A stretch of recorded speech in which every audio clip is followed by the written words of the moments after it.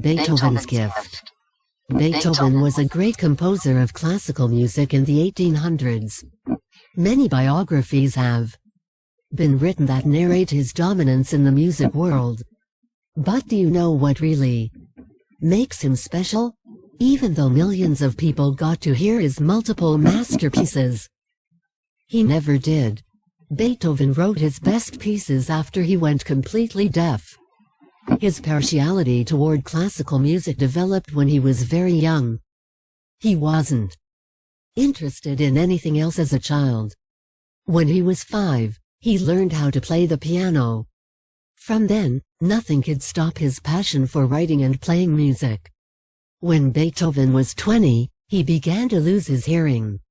He got acute, spontaneous pains in his ears.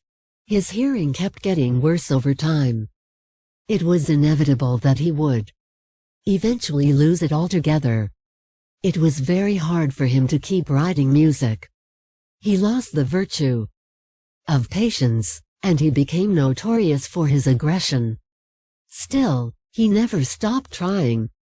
His passion for music compelled him to keep performing even after he went deaf.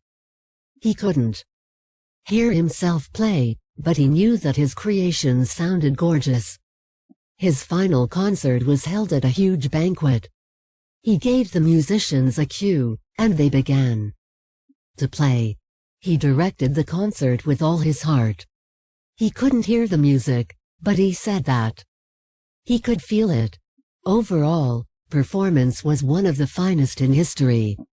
When it was over, he turned to the crowd. They clapped and cheered wildly. In that beautiful moment, the applause boosted his emotions, and he began to cry. In 1827, he suffered from lead poisoning. He didn't survive the sickness, but his music did, because great music never becomes outdated. Even though Beethoven is gone, his legacy will live on forever.